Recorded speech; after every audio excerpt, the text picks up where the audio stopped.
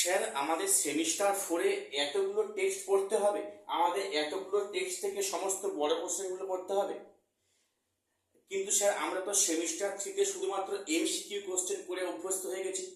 তো আমাদের সেই ব্রড কোশ্চেন পড়ার অভ্যাস তো অনেকদিন আগেই চলে গেছে। তো এখন স্যার কি করে সম্ভব যে আমরা এতগুলো টেক্সটের সমস্ত ব্রড কোশ্চেনগুলো কমপ্লিট করা? দেখো, এই ভিডিওটা সম্পূর্ণ তাদের জন্য যারা এটা মনে করছো, অর্থাৎ West Bengal Council of Higher Secondary এডুকেশনের আন্ডারে যারা ক্লাস 12-এ 2026-এ সেমিস্টার 4 পরীক্ষা দেবে, সম্পূর্ণটা ভিডিওটা তাদের জন্য। দেখো, আমি এই চ্যানেলে প্রতিনিয়ত মাধ্যমিক, উচ্চ মাধ্যমিক, গ্র্যাজুয়েশন এবং কম্পিটিটিভ লেভেলে স্টাডি মেটেরিয়ালস এবং ফ্রি ক্লাস প্রোভাইড করে থাকি। তো আজকের ক্লাসে আমি আলোচনা করব তোমাদের সেমিস্টার 4-এ ইংলিশ সাবজেক্টে কি কি টপিক আছে, ইউনিট আছে। আমি অবশ্য এ নিয়ে অলরেডি ভিডিও করেছি, যারা দেখোনি অবশ্যই ভিডিওটা দেখে নেবে। তো আজকে আলোচনা করব যে আমরা কি এতগুলো টেস্ট আমাদের করা সম্ভব, যে আমরা যেখানে এমসিকিউ প্রশ্ন পড়ে অভ্যস্ত হয়ে গেছি সেখানে আমরা এতগুলো বড় কোশ্চেন কিভাবে অ্যাটেন্ড করব এতগুলো টেস্ট থেকে। শোনো, এই যে তোমাদের টোটাল সিলেবাসটা দেওয়া আছে এর মধ্যেই কিন্তু গোপন রহস্য লুকিয়ে আছে, তোমাদের সাফল্যের চাবিকাঠি এর মধ্যে লুকিয়ে আছে।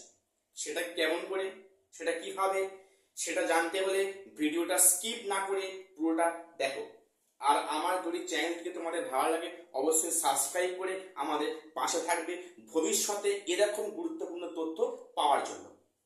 প্রথম বলি, এই যে টোটাল সিলেবাস যেখানে 5টা ইউনিট দেওয়া আছে, আমরা সেখানে যদি একটু ভালো করে ডিসকাস করি বা সেটা যদি আমরা ভালো করে বুঝে দেখি যে আমরা কত কম খেটে হাতে গোনা সাজেস্টিভ কয়েকটা কোশ্চেন করে আমরা কিন্তু 40-40 মার্কস কমন পেতে পারি এক্সামে। এটা একদম সত্যি কথা এবং দিস ইজ মাই চ্যালেঞ্জ।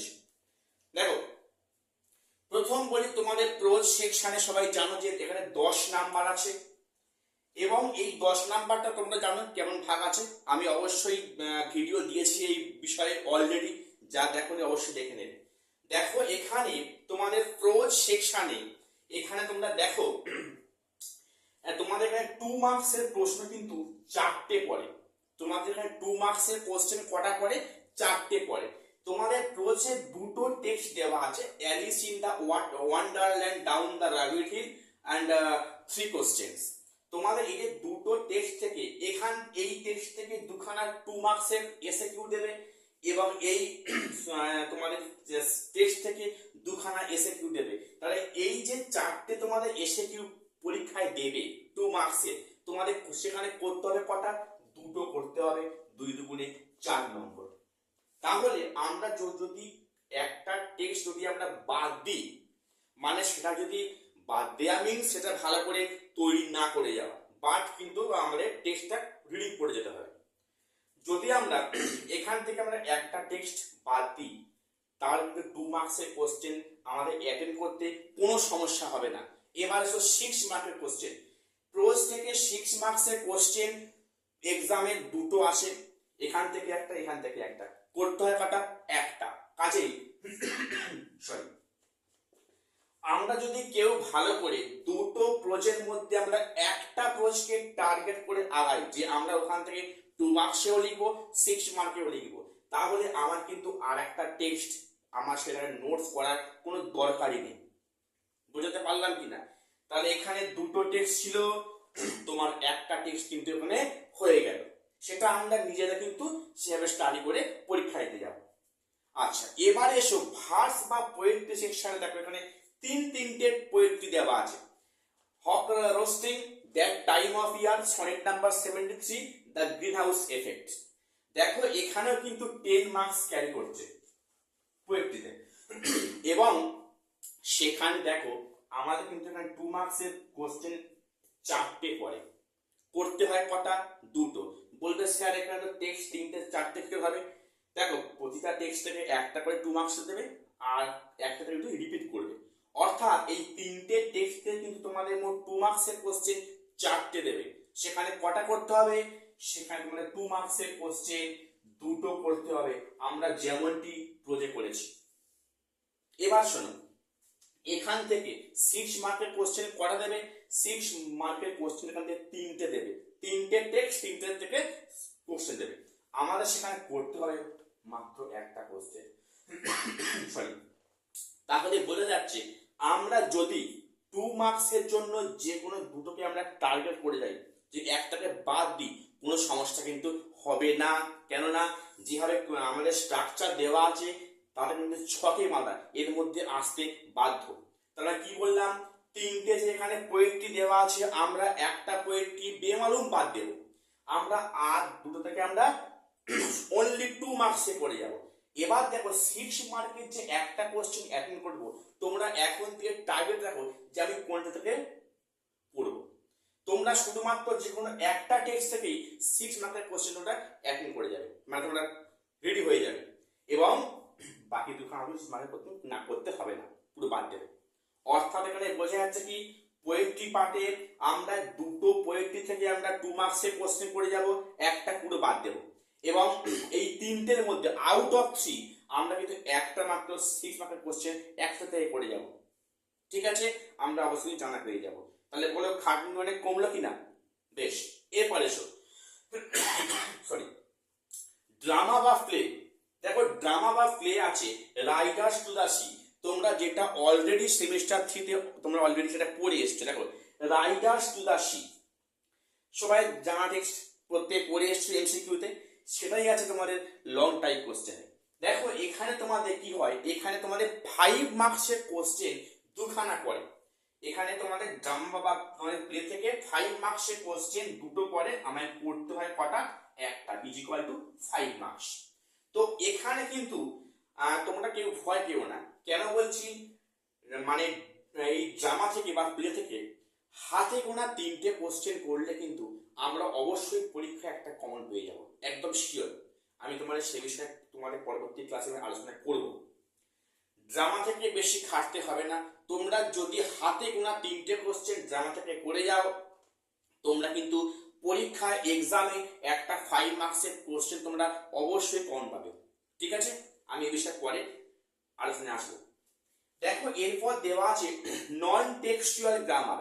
দেখো নন টেক্সচুয়াল গ্রামার তোমরা সেমিস্টার 3তে করেছো কি টেক্সচুয়াল গ্রামার, এখানে কি আছে নন টেক্সচুয়াল গ্রামার। দেখো এখানে ব্যাপারটা কিন্তু যে 4টে তোমাদের এর পার্ট দেওয়া আছে, এই 4টে কিন্তু তোমরা প্রত্যেকে সেমিস্টার 3তে অলরেডি করে এসছো, সেগুলো সেমিস্টার 4-এ পুনরায় রিপিট করা হয়েছে। কিন্তু এক্ষেত্রে বলে রাখি, গ্রামার থেকে কোনো সাজেস্টিভ কোশ্চেন অ্যাকচুয়ালি হয় না। আমাদের গ্রামারের নিয়ম জানতে হয়, শিখতে হয়, এবং খাতায় অ্যান্সার করতে হয়। কাজেই আমি গ্রামার পোর্শন নিয়ে বেশি কথা বলতে রাজি নই, গ্রামার আমাদের শিখতে হবে। আচ্ছা, এরপরে এসো number 5 unit writing skill. Writing skill যেখানে তোমাদের 10 নাম্বার ক্যারি করছে এই রাইটিং স্কিল, এটা একটা তোমাদের ভাইটাল পয়েন্ট তোমাদের এই সিলেবাসের মধ্যে, রাইটিং স্কিল। তোমাদের রাইটিং স্কিল পরীক্ষায় তোমাদের রাইটিং দুখানা কোশ্চেন দেবে, দুখানা মানে একটা পার্টে থাকবে এসে রাইটিং, যেখানে তোমাদের অনলি 10 মার্কস থাকবে, এসে রাইটিং তোমাদের 10 মার্কস থাকবে, এবং ওখানে যদি কেউ এসে রাইটিং না করে সেখানে অর দিয়ে আর দুখানা রাইটিং দেবে, ড্রাফটিং, ইমেল এবং ব্লগ রাইটিং। তো এখানে ড্রাফটিং, ইমেল এবং ব্লগ রাইটিং সেখানে থাকবে 5+5। যদি কেউ এসে রাইটিং করে তাহলে তাকে কিন্তু ড্রাফটিং, ইমেল আর তাকে ব্লগ রাইটিং করতে হচ্ছে না। যারা এসে রাইটিং করবে না তারা কিন্তু ড্রাফটিং, ইমেল এবং করবে ব্লগ রাইটিং, 5-5-10 নাম্বার। এখানে হয়তো অনেকে প্রশ্ন করবে, স্যার কোনটা করলে বেশি নাম্বার ক্যারি করবে? দেখো আমি বলি, যদি রাইটিং এ আমার সেন্টেন্স ঠিক হয়, যদি আমার বিষয় কেন্দ্রিক লেখা হয়, অবশ্যই ভালো মার্কস দেবে। তবে হ্যাঁ, একটা কথা বলার আছে, এসে রাইটিং এ একটাই 10 নাম্বার, আর এখানে দুটো মিলিয়ে 5-5-10 নাম্বার। তবে এটা অ্যাকর্ডিং টু মি, আমার মতে কিন্তু এই পার্টটা অ্যাটেন্ড করাটা বেশি বুদ্ধিমানের কাজ, কোনটা ড্রাফটিং, ইমেল এবং ব্লগ রাইটিং। আরে স্যার কেন? আমাদের খাটতে বেশি হবে। দেখো লেখা বেশি হোক, খাটতে বেশি হোক, কিন্তু দেখো একটা এসে রাইটিং তুমি যতই ভালো লেখো তোমাকে কিন্তু খুব বেশি হলে 7 কিংবা 8 হয়তো দেওয়া হবে খুব ভালো করে। তো সেক্ষেত্রে এই ড্রাফটিং ইমেল আর ব্লগ রাইটিং আমরা যদি ঠিক করে ফরম্যাটটা করতে পারি তাহলে কিন্তু ওখানে একটা ভালো মার্কস আছে। মনে করো এখানে 5 মার্কস আছে, আমি খুব একটা ভালো লিখতে পারলাম না, তো আমাকে সেখানে 3 সাড়ে 3 তো অবশ্যই দেবে 5-এর মধ্যে, এটা আশা করবো অবশ্যই। এবং ব্লগ রাইটিং যে ফরম্যাটটা আমরা মেনটেন করব সেখানে একটা ভালো মার্কস পাওয়া যাবে। তা আমি তোমাদের বলবো কিন্তু তোমরা এসে রাইটিংটা যদি কমন পাও ঠিক আছে, না হলে এসে রাইটিং করার কোনো দরকার নেই। তোমরা প্রত্যেকে ব্লগ রাইটিং এবং ড্রাফটিং ইমেল করতে যাবে, আমার মনে হয় তোমাদের নাম্বারটা বেশি ক্যারি করবে। তাহলে তোমাদের এই আজকের যে সিলেবাস আমি তোমাদের অনেকটা শর্ট করে করলাম, তোমরা প্রোজ যে দুটো আছে যে কোনো একটা ভালো করে করে যাও, একটাকে রাফলি করে ছেড়ে দাও। এবং পোয়েট্রি যে 3টে তোমাদের পোয়েট্রি বা কবিতার ভার্স দেওয়া আছে, তোমরা সেখান থেকে যে কোনো দুখান থেকে তোমরা হচ্ছে কি 2 মার্কসে করে যাও, আর 3টের মধ্যে যে কোনো একটা থেকে 6 মার্কের কোশ্চেন করে যাও, কাজেই তোমাদের খাটনি অনেকটা কমে গেল। আর বললাম যে ড্রামা থেকে আমি তোমাদের পরবর্তী ক্ষেত্রে মাত্র 3টে কোশ্চেন বলে দেব, তোমরা পরীক্ষায় অবশ্যই কমন পেয়ে যাবে একটা 5 মার্কসে, এখান থেকে খাটার বেশি দরকার নেই আদৌ, তোমরা তো বেকার ভয় করছো। আর আমি তোমাদের পরবর্তী ক্ষেত্রে আমি রাইটিং নিয়ে ডিটেলসে ভিডিও করব, যে কি করে ড্রাফটিং ইমেল করতে হয় আমি সব তোমাদের বলে দেবো। আজকের আমি আজকের সবগুলো কভার করতে পারলাম।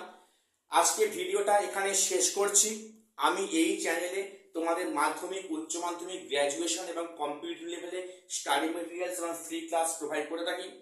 যদি আমার চ্যানেলটিকে তোমাদের হেল্পফুল মনে হয় অবশ্যই চ্যানেলটিকে সাবস্ক্রাইব করে আমাদের পাশে থাকবে পরবর্তী ক্ষেত্রে এরকম আরো নিত্য নতুন ভিডিও পাওয়ার জন্য। আর হ্যাঁ, অবশ্যই তোমরা কমেন্টে লিখবে আজকে তোমাদের ভিডিও টিপসটা কেমন লাগলো। আর একটা রিকোয়েস্ট করবো, তোমরা প্রত্যেককে চ্যানেলটি তোমরা প্রত্যেকে একটু লাইক করে দিও আমার ভিডিওে, কারণ তোমাদের একটি লাইক আমাকে উৎসাহিত করে পরবর্তী ভিডিও বানানোর জন্য। তো আজকে শেষ করলাম, দেখা হচ্ছে পরে কোনো আপডেট নিয়ে। নমস্কার।